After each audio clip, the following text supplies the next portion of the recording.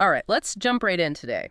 We're going deep on, well, it's a Hollywood feud, but it's gotten way more intense than, just your average celebrity gossip. Oh yeah, definitely more than just like who wore it better Yeah, kind of stuff. exactly. This one, well, it has us questioning, like, what even is real anymore in Hollywood? It really makes you wonder. Yeah. So, it all centers around Blake Lively and Justin Baldoni, Hmm. big names, lots of buzz, and this whole thing has gotten really messy. It has, and it touches on like how much power the media has, and how PR can really shape a narrative. Totally. And we're basing this deep dive on well, it's a recent episode of Candace Owens' YouTube show. She really dives into this whole legal battle that's brewing. She does, and she pulls no punches, that's for sure. No, she doesn't. So before we get into like the accusations and all that, should we kind of set the stage a bit? Yeah, definitely.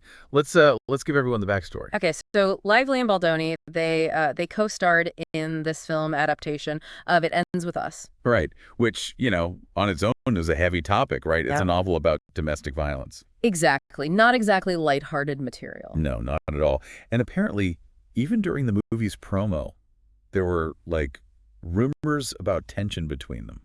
Oh, really? Yeah, like behind the scenes whispers that things weren't exactly peachy. Interesting. And adding to that whole dynamic is, well, Lively's reputation in Hollywood. Oh, yeah. I mean, I've heard things. The source, Candace, she kind of highlights some past incidents, anonymous sources, and like this old interview where Lively kind of comes off as, well, not the easiest person to work with. Confrontational, maybe? Yeah, something like that. It makes you wonder if that past behavior played into this whole thing. It does. Okay, so we've got a movie about a tough subject, some rumored tension, and Lively's reputation. What comes next? Well, this is where things take a turn. Oh, no, like a bad turn. You could say that. So the source describes this incident, and it's strange to say the least. Baldoni allegedly showed Lively a video of his wife giving birth. Wait, what? Yeah, and in her lawsuit, Lively claims that she saw it as pornography. Whoa. Okay, that's definitely unexpected. It is, and it's one of those things that just makes this whole case so unique. And like you really have to wonder about the context. Right, like what was Baldoni's intention there? Exactly. Was he trying to be inappropriate, or was this like a professional discussion about maybe filming a similar scene? It's hard to know for sure. It really is. I mean, just thinking about it, it makes you realize how easily things can be misinterpreted, right? Right. Especially in an environment like a movie set. Absolutely. And this is just one piece of the puzzle. Okay, so to make sense of it all, I guess we need to rewind a bit, right? Yes. Let's go back to December 2020. That's when Lively filed the formal complaint Okay, with whom? with the California Civil Rights Department. Mhm. She alleged that Baldoni created like a hostile work environment on set. Okay, hold on. For those of us who aren't like legal experts, can you explain what that means? Sure. Basically, it's a formal accusation saying someone violated someone else's civil rights, in this case, at work. These complaints are supposed to be confidential to protect everyone involved. So, what exactly did Lively accuse him of? So her complaint included claims of like sexual harassment, which is huge on its own, but then she also alleged that he was running this smear campaign against her, basically trying to trash her reputation. Whoa. Okay, those are serious accusations. They are, and here's where it gets even crazier. Details from the complaint, which was supposed to be confidential, they were leaked to the New York Times. Seriously? Yeah. And of course, the media went wild. Instant headlines, tons of public scrutiny. It's like who benefits from that leak? Especially since the movie's about domestic violence, it just makes the whole thing even more, I don't know, explosive. It does.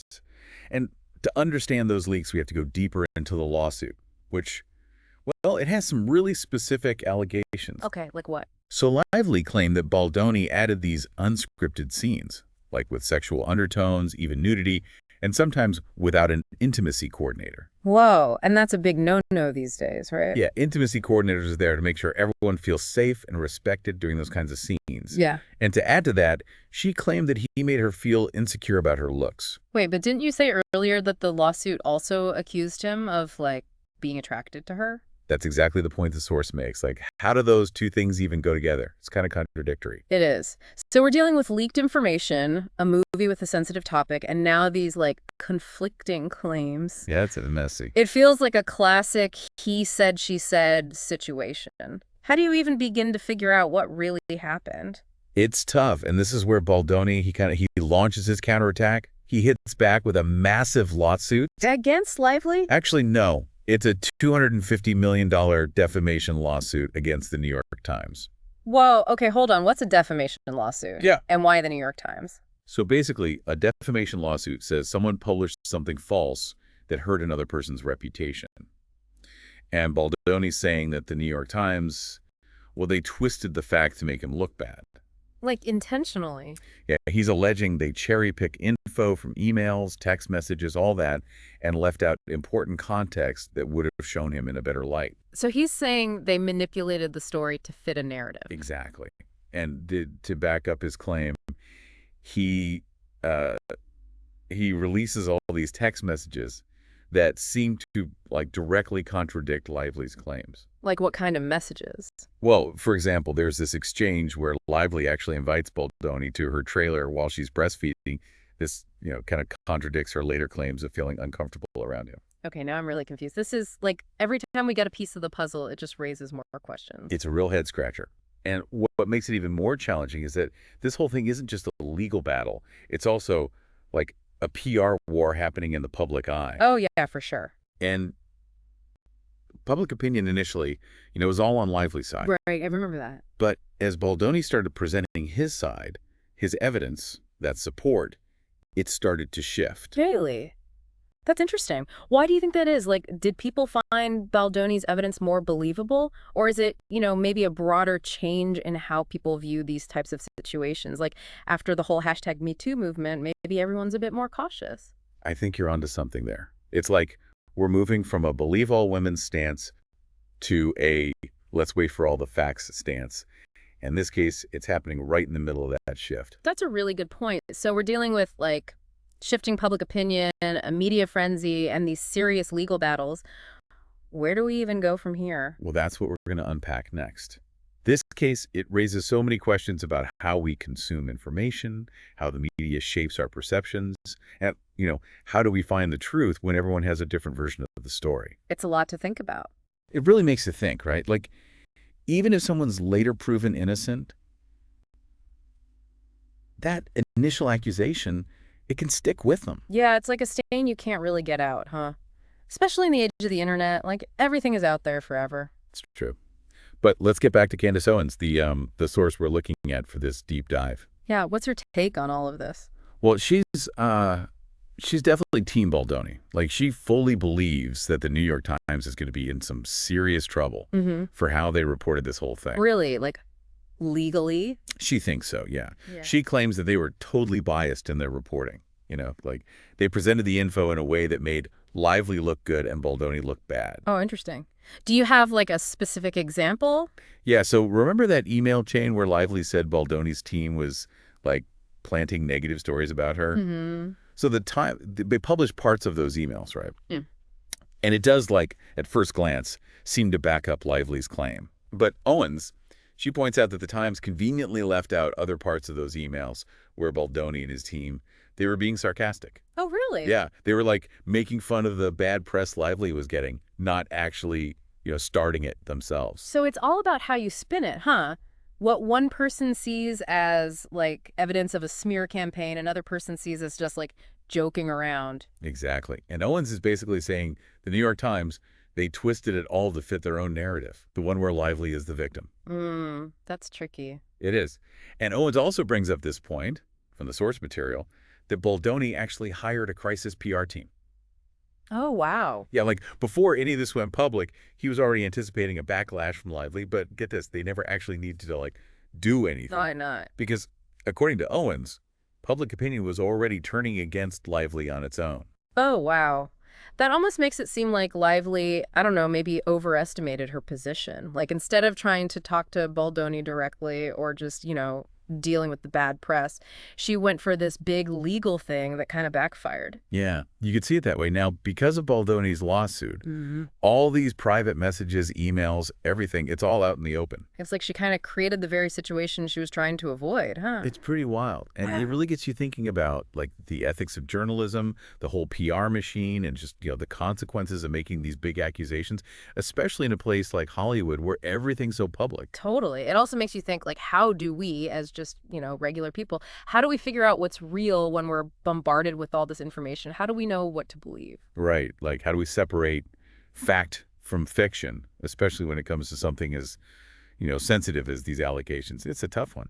It is. And this whole case, it shows how easy it is to distort information, whether it's on purpose or not. Yeah. And it really highlights the importance of, like, critical thinking. We Totally. can't just, passively take in everything we read or hear. We got to be like active participants, Yeah. question things, look at all sides, look for evidence. Yeah, like don't just believe something because it sounds good or because someone you like said it. Exactly. Think for yourself. It's easy to get caught up in the drama, especially when it's celebrities and, all this juicy gossip. But this case is a reminder that there are real people involved, real lives being affected. Absolutely.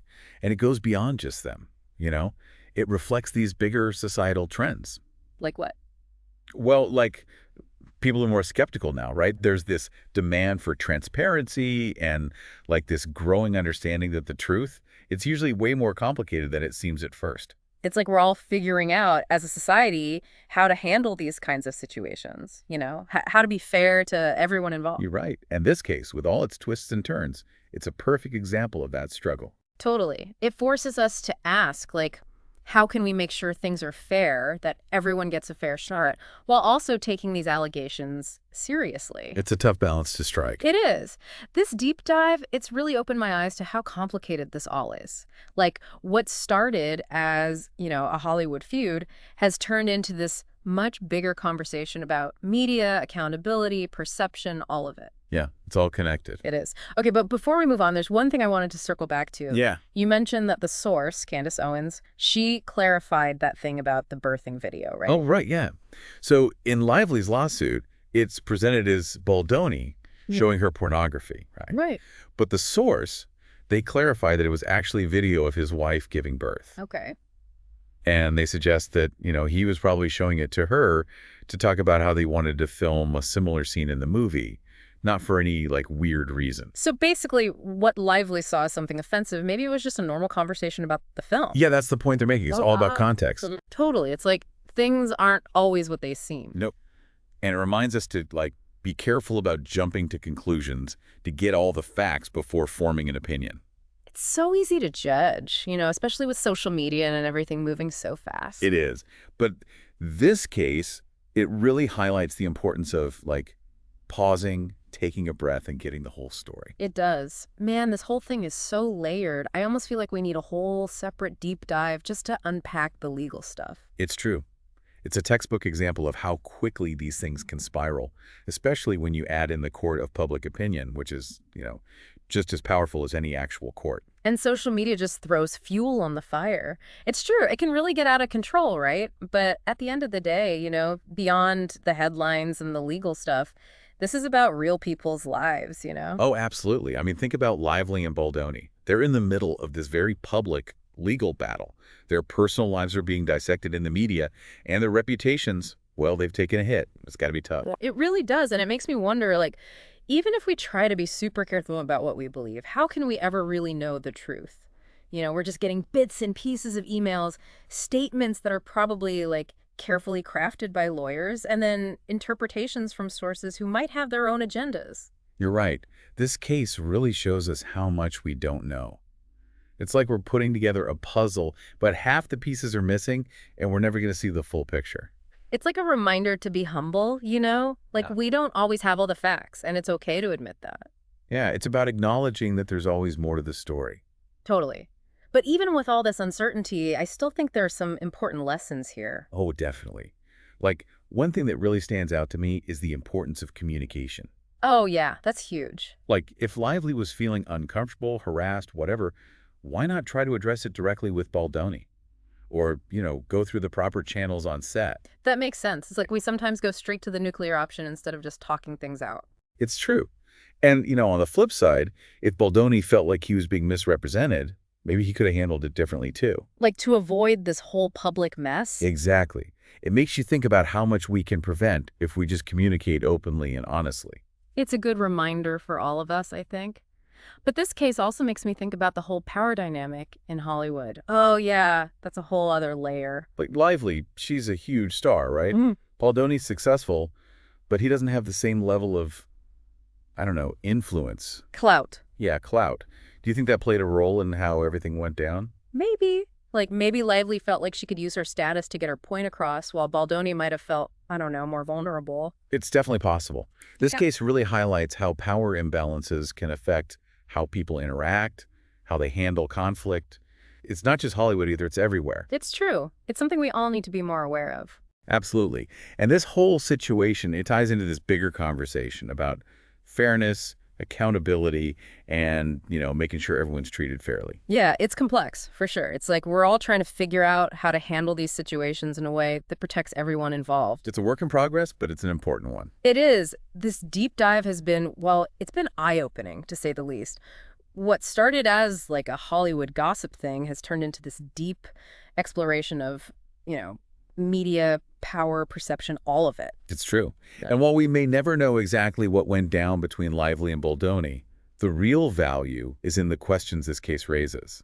Yeah, like it's made us question our own biases, think critically about the news we consume, and, just realize how much we don't always see. It's a good reminder that even something like a celebrity feud can reflect these bigger societal issues.